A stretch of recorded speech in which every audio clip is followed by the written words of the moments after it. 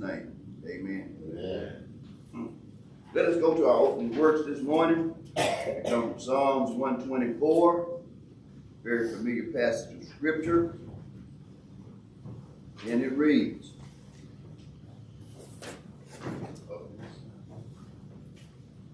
if it had not been the Lord who was on our side, now may Israel say, school. If it had not been for the Lord who was on our side, when they rose up against us, then they had swallowed us up quick when their wrath was kindled against us. School. in the water had overflowed, streams had gone over our souls. When the proud waters had gone over our soul. School. Blessed be the Lord, who hath not given us as a prey to their teeth. Our soul is escaped as a bird out of the snare of the fowlers. The snare is broken, and we are escaped. All our help is in the name of the Lord, who made heaven and earth. Our recitation in concert comes from 1 Thessalonians chapter 4, verses 4 through 9, that every one of you should know how to possess his vessel in sanctification and honor, not in the lust of concubineness, even as the Gentiles which know not God, that no man go beyond and defraud his brother in any matter, because that the Lord is the avenger of all such, as we have forewarned you and testified. For God has not called us unto uncleanness and unto holiness. He therefore that despiseth not man, but God, who has also given unto us his Holy Spirit. But as touching brotherly love, ye need not that I write unto you, for ye yourselves are taught of God to love one another. Amen. And the Lord add a blessing to the hearers and the doers of his holy word. Our lesson today, we start a new book. I hope everyone has one. Today's title is A Protected Family. It comes from Exodus chapter 2, verses 1 through 10. Our key verse, and the woman conceived and bare son, and when she saw him, that he was a goodly child, she hid him 3 months.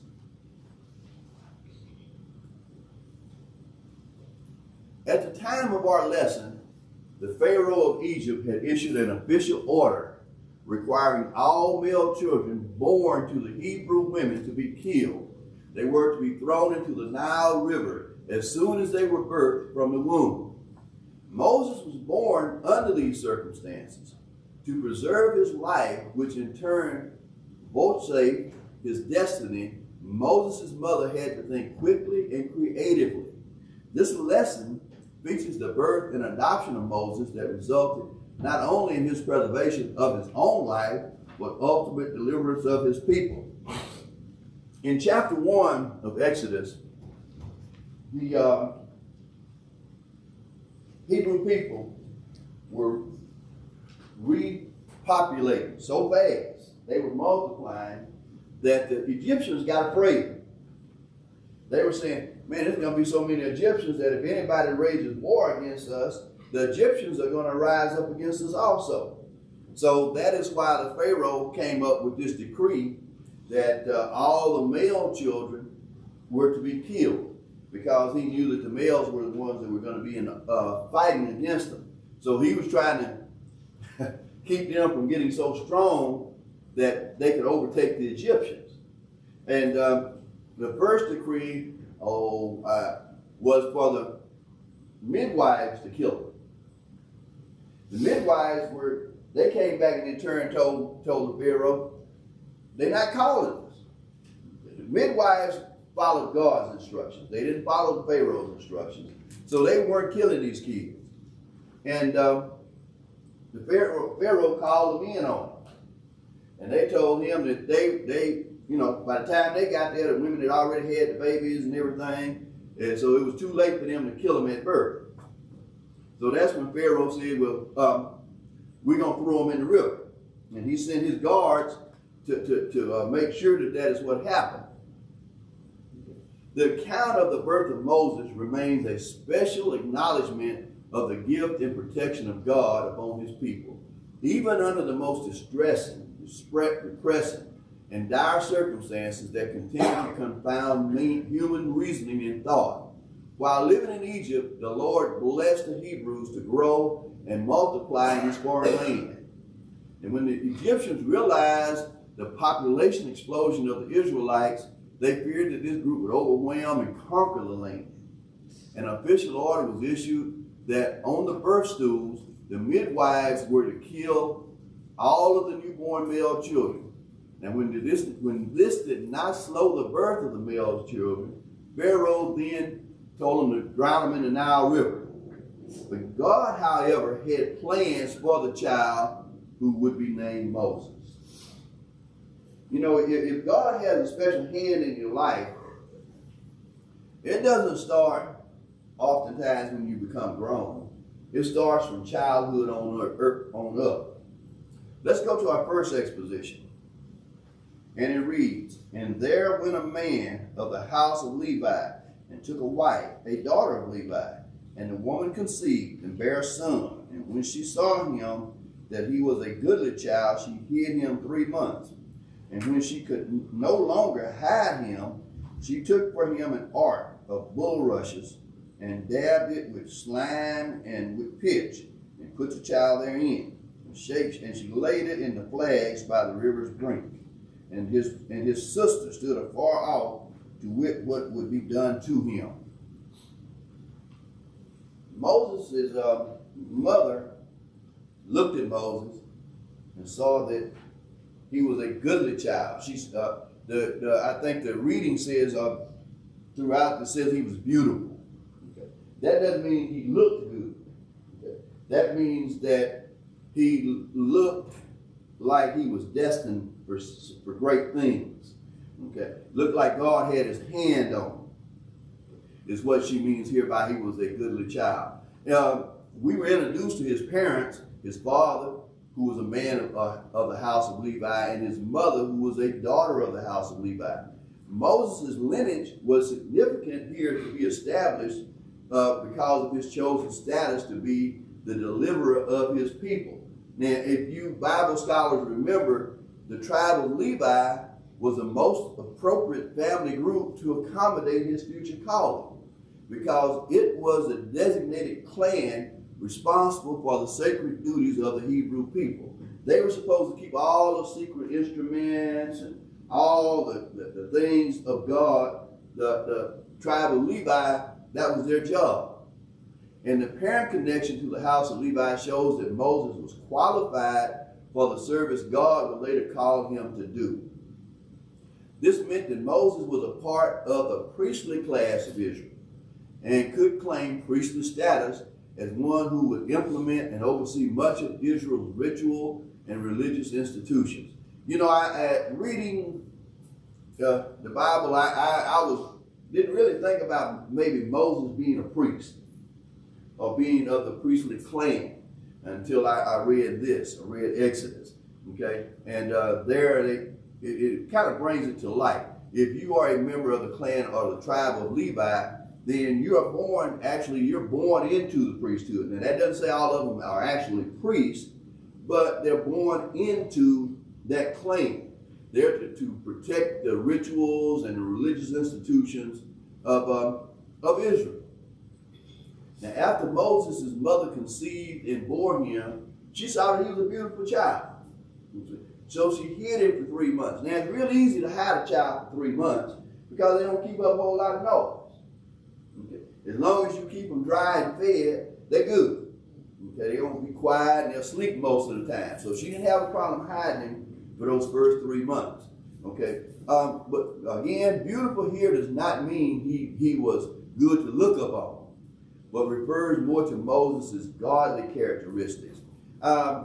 He was more than ordinary, signifying to them that he had a divine purpose to fulfill. I would like to know what those godly characteristics were.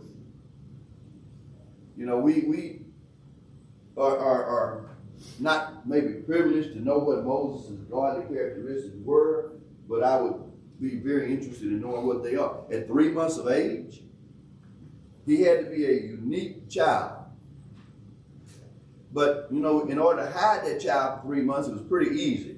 Because all she had to do was feed him, keep him dry. Somebody comes to the house, she got him hid in the back room, whatever. Nobody ever sees him, no one ever hears him. Knowing this, Moses' mother decided to hide him for 3 months as an attempt to spare his life.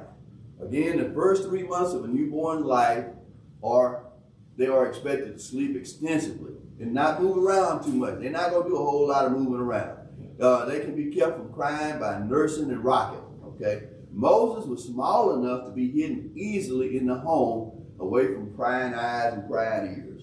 Okay, I would imagine that the Pharaoh's guards were coming by every now and then, checking to see if any of them had any babies. Okay, because that was one of the charges that the guards had. Since the midwives weren't killing the children, the guards were required to do it. Okay. I'm sure that they probably didn't look too kindly upon that. But when you're working for the Pharaoh, it's either the child's life or yours. So I would imagine that they did some things that they didn't want to do. Verse 3 is a logical next step for her. Since she could no longer hide him, the guards knew that she'd been pregnant. And they kind of began to wonder and inquire about the child. You know, she's working out in the fields every day. She's got guards out there with her. They can identify a pregnant woman. So then all of a sudden she comes up not pregnant. What happened to the baby? Okay, you got to ask some questions. Okay, so that's when she made this basket of bulrushes, of asphalt, and of pitch. Then she placed Moses in the basket and put him in the reeds alongside the Nile River. Now the Nile River was populated with crocodiles and snakes. And I'm sure they could probably smell a human, especially the crocodiles. Crocodiles are pretty fierce predators. I'm sure all of y'all watch National Geographic, those kind of shows. You see those crocodiles getting those wildebeest and everything. So you know that they're pretty fierce. Now I don't know what kept them from getting Moses. But it does show us that God had his hand on Moses. Okay, that's what it shows me. And so the crocodiles and snakes, nothing else bothered him. Now the ark that his mother built protected Moses from harm, just as it protected Noah and the animals during the great flood. Now both Noah and Moses were called to lead God's people and animals out of danger into a new location. And that's what Moses did it when he grew up to be a man. Noah was a man when he started telling people it's going to rain, and he started building the ark and tried to tell everybody to get on there. Okay, or build your own ark, or whatever the case may be. And when he started loading up the animals and everything, people thought he was crazy. I'm sure some of these people thought Moses was crazy too. But he probably had a little bit more success because he was going up against the Egyptians. And the Israelites were in bondage in Egypt. So they were willing to follow him. Just like slaves in America they were willing to follow whoever rose up to lead them out of slavery. And it's easy to follow someone that's going to give you some freedom. I think it would be. If you can help me get free, I want to follow you. Now she hid him along the reeds under the roaring sound of the current, okay, in hopes of muffling the infants cooing and crying. Now Moses was not eaten by the many Nile crocodiles, and this shows that Moses was being protected by more than just his parents. While hiding, Moses by the river served to evade discovery by the Egyptian officials when they made their regular sweeps of the Hebrew settlement for a time. It wouldn't be long before they found out that she had a child. Okay, so the mother places the basket in the river instead of on the river's edge, with the hope that the current would take the basket out of sight and into safety. And that's what happened. The basket just floated on down the river a little piece. Moses' mother enlists her daughter to watch from afar off to know what would be done to him. So she tells her daughter, watch the basket. I don't know how close she had to be to watch and see where that basket floated to. Okay. But sometimes if there's not a lot of trees or shrubbery, that kind of stuff in the way, you can see things quite a ways down a river. I'm sure all of us have been to a river, and you can see, sometimes you can see a mile or two down the river. I know you can see boats come in, stuff in the river floating along, that kind of stuff. So I'm sure she was zoomed in on that basket floating down the river, so she didn't have any problems keeping up with where it was going. That brings us to our second exposition, a divine intervention. Exodus 2, verses 5 through 8. And the daughter of Pharaoh came down to wash herself at the river, and her maidens walked along by the riverside. And when she saw the ark among the flags, she sent her maid to fetch it. And when she had opened it, she saw the child, and behold, the babe wept. And she had compassion on him and said, this is one of the Hebrews' children. Then said his sister to Pharaoh's daughter, shall I go and call to thee a nurse of the Hebrew women, that she may nurse the child for thee? And Pharaoh's daughter said to her, go. And the maid went and called the child's mother. Now, that verse 8, and verse 7 and 8, kind of leads you to believe that the maid to Pharaoh's daughter was Moses' sister. Now, there is no indication as to how long or how far that little ark traveled on the river. Verse 5 implies that at some point the ark ended up caught in another patch of reeds near the designated bathing waters of one of the Egyptian princesses. You know, we don't know how far it traveled. We don't know whether the Egyptian princess bathed. But back in those times, it was a habit that they went bathed in the river. Now, it's said that the maids went with her. I kind of think maybe there were some guards around there somewhere, you know, to keep the crocodiles away too. I'm not sure. But I would think that more than just the maids went with her when she went down to bathe. And when she saw the ark, or when she floating in the river, when it got caught up among the reeds, she got inquisitive and she sent her maid over there, go get that basket over there. So the maid follows instructions. When she opens the ark in verse 6, she saw the child, and the child wept, probably frightened, or he was hungry, wanted to be held, so he started crying. And she immediately knew this was one of the Hebrews' children. So the princess was moved to compassion for him. She was aware of Pharaoh's cruel policy to have all the male Hebrew newborns killed at birth.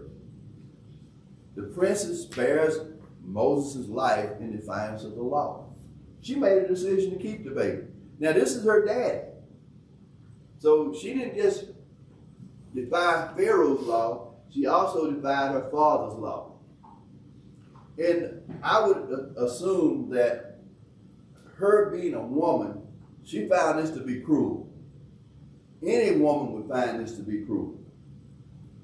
As men should also find it to be cruel, but women are a little bit more sensitive and more compassionate when it comes to children than men are. So I'm sure that crying baby, he's laying in that basket looking all cute and everything, and he just made her melt. Okay? So she couldn't help but help that baby. Like we couldn't help but help that baby. We probably, men would probably take that baby to a woman first thing, because the woman would be better able to help him.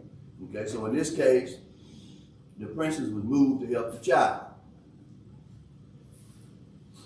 At that very moment, though, when she sees the child and she wonders what she's going to do with him, Moses' sister, who had been watching from afar, appears on the scene. Now, she had to be close enough to hear and see the princess's various expressions of concern for the boy. So the sister asked if she could send for one of the Hebrew women who had obviously had a baby to serve as a nursemaid.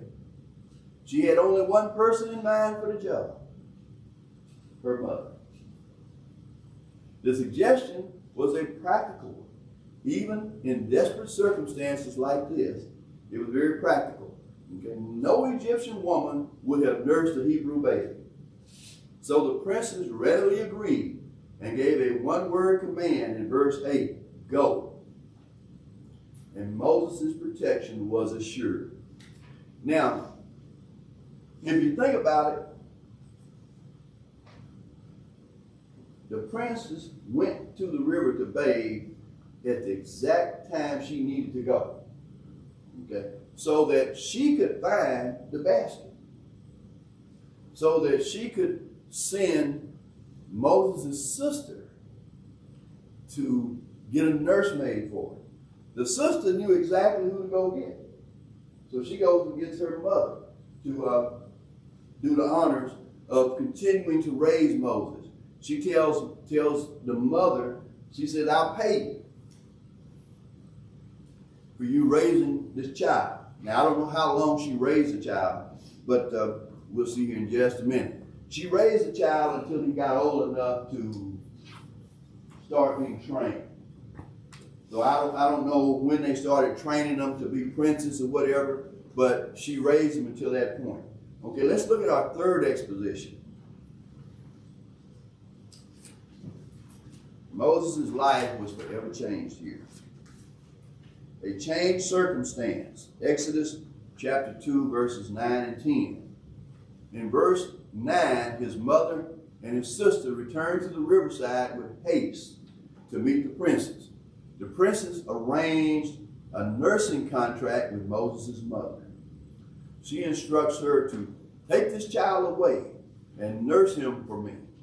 And she promised to pay her for this. Now, she's raising her own child. But she's getting paid to do it because the princess doesn't know that Moses is her child. Okay. She doesn't know that this is Moses' sister.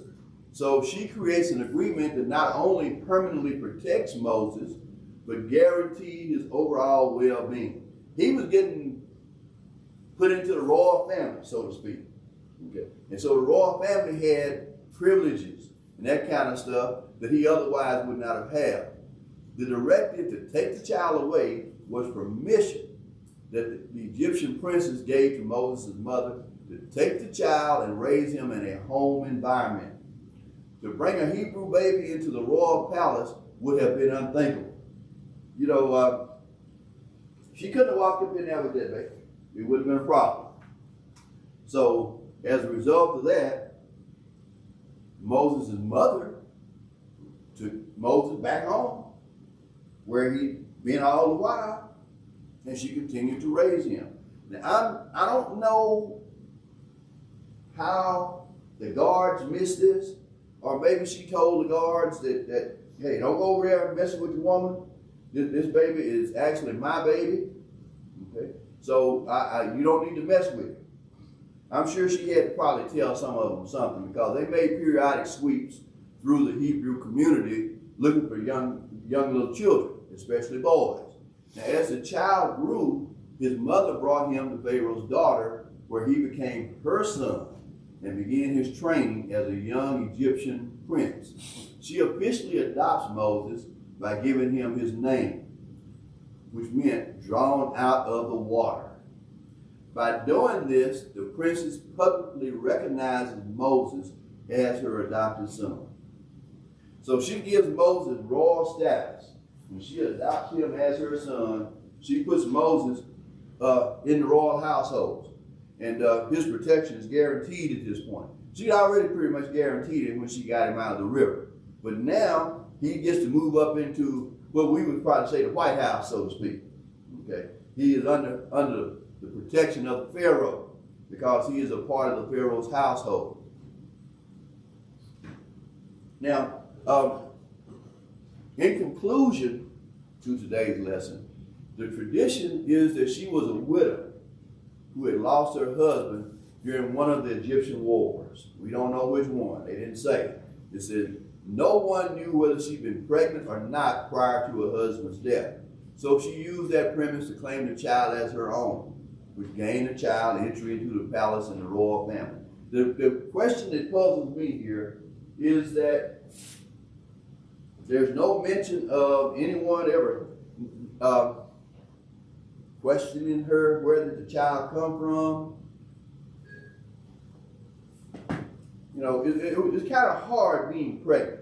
It's hard to hide that. Okay. So if this was her child, I would think that the Pharaoh or somebody would have said, okay, well, when were you pregnant? Okay. No one asked any questions. So that kind of led me to believe maybe she didn't see the Pharaoh very often, or he didn't see her. Okay.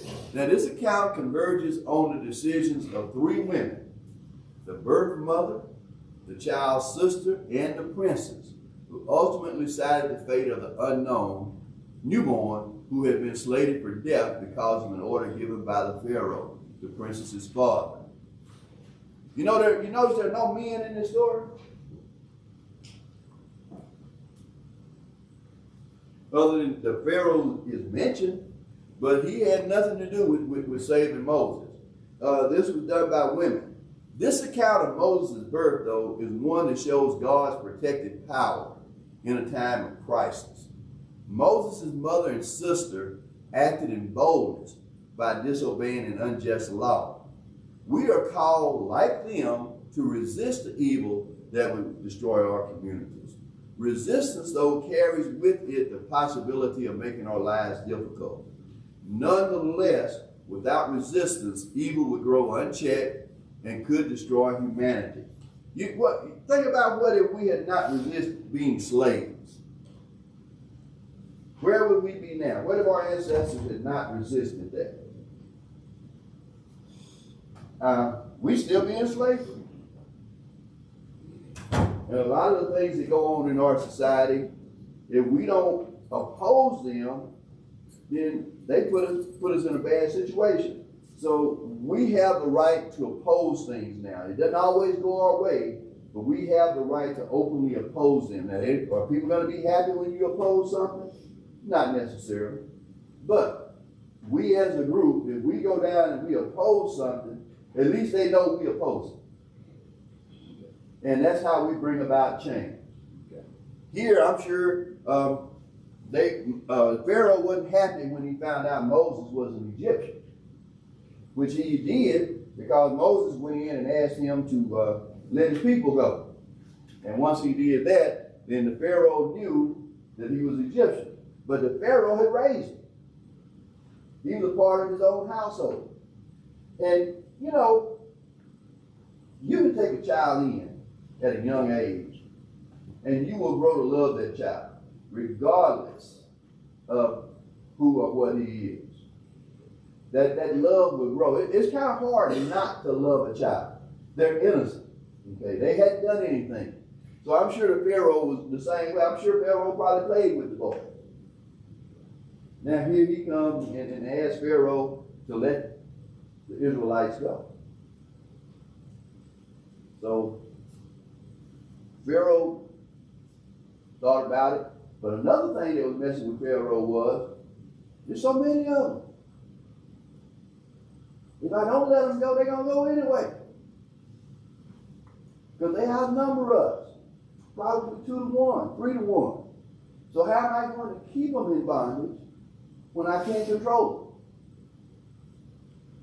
You know, you think about plantations, for example.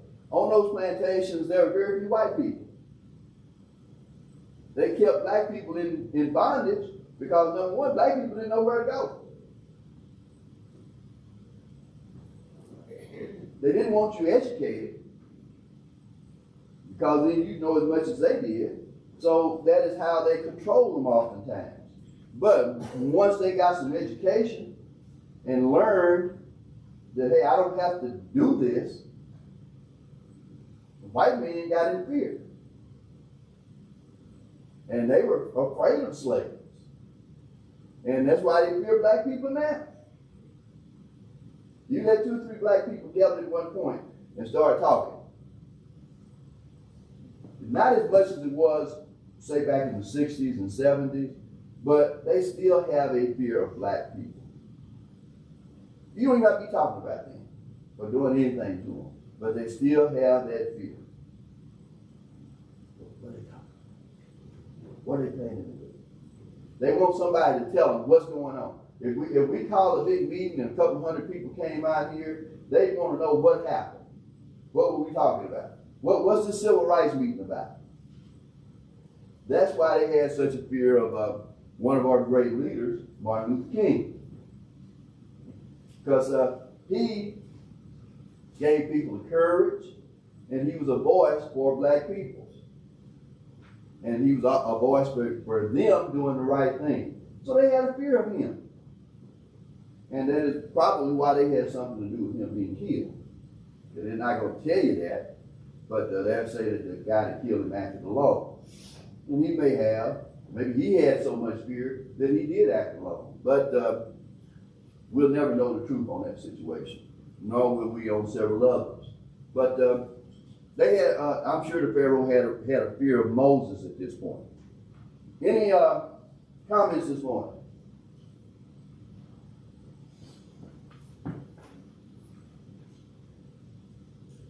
Well, I just think that it proves to us no matter, when God has a plan for you, nobody can stop that plan. So that gives us courage to know if God is on our side, we are following Him, whatever is best for us. No one is going to make God deter from his plan. Because Moses had actually started out trying to take care of Moses, unbeknownst that he was a child of God. And you know, if one were an Israelite and the other one was an Egyptian, there should have been a difference in the appearance. There was. So that just goes to show you, even though you realize that real soon that this child was not an Egyptian, but yet he didn't struggle. Right. Because that wasn't God's plan. Right.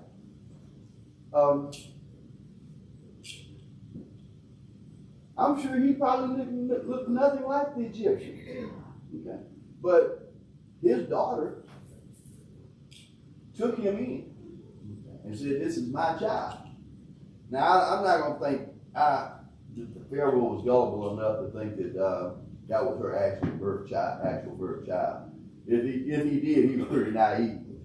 Because he probably didn't look anything like her or her husband. Okay.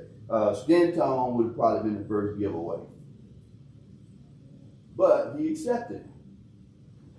So that was a good thing. But that's because of who she was. Okay. That he accepted that child. And accepted him as being a part of his household.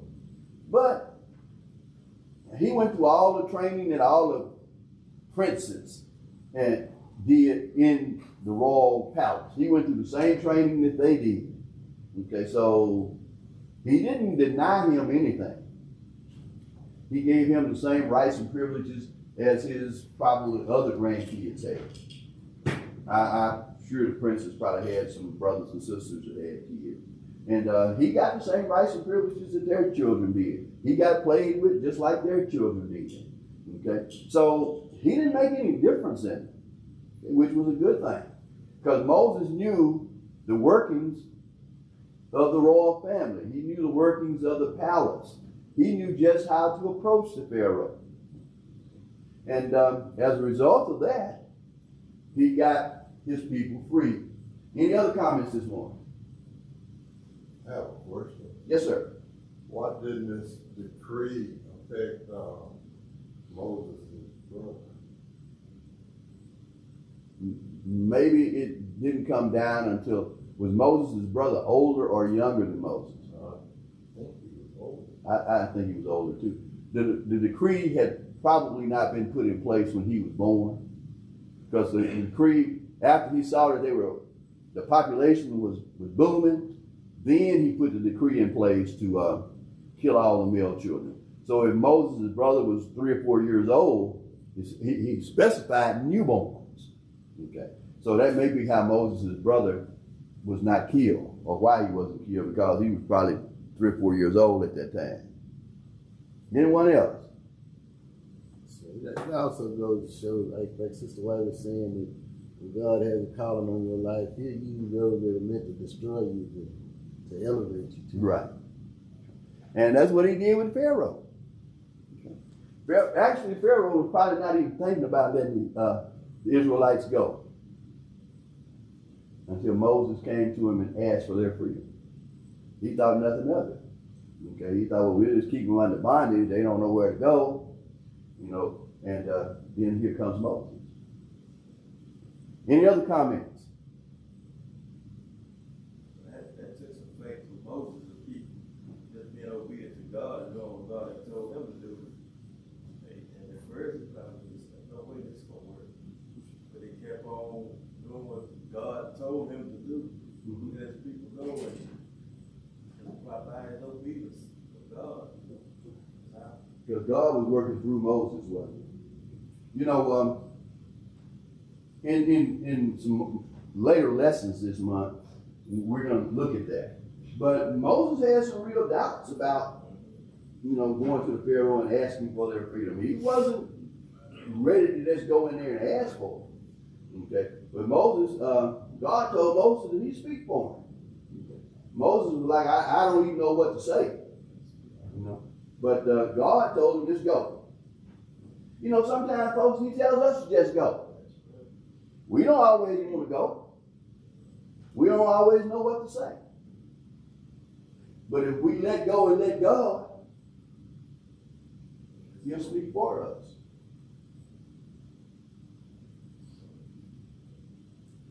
Funny how that works, isn't it? Has anybody ever been in that situation? You got there, and they told you to go over there, and you say, what am I going to say when I get there?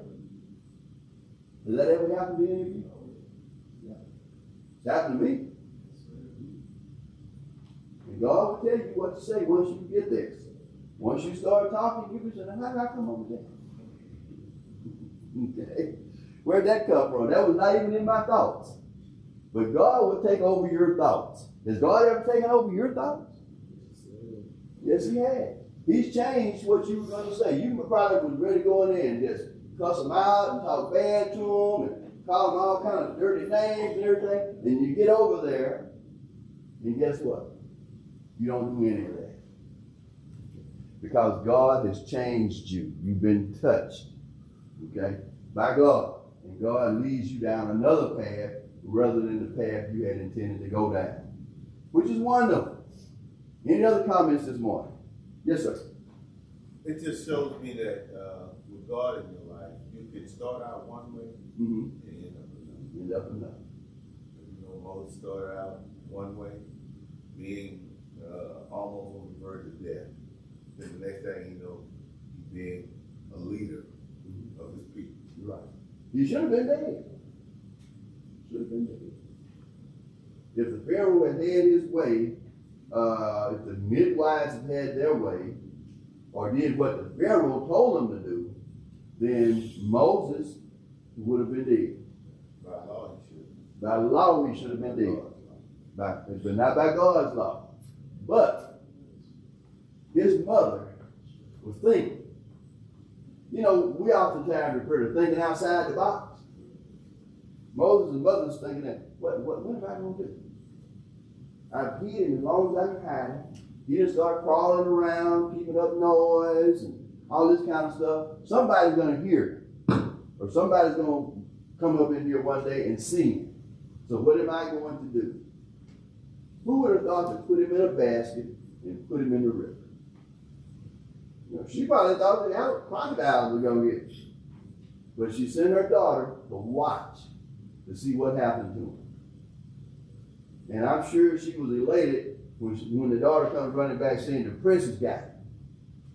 Well, she really didn't know what was going to happen at that point in time when the princess got him. But the daughter swayed history then, didn't she? But she goes up and she says, she said, I want to keep the child, but I can't take him to the palace. So the daughter suggests, why don't you get you a nursemaid? What did she tell the daughter? Go get one. And the daughter does just what she said. She goes and gets Moses' mother of all people. And she gets to raise Moses up until he is of age to be trained to be a prince. It's funny how history works itself out, isn't it? Or funny how things work themselves out. Not just history, but even today. Funny how things will work themselves out. We think that there is no avenue we can go down. It's always going to end in disaster. Okay. And Moses' mother stepped out on faith. She had the faith to put him in the river. Because she felt as though good things were going to happen. And it did. Any other comments this morning?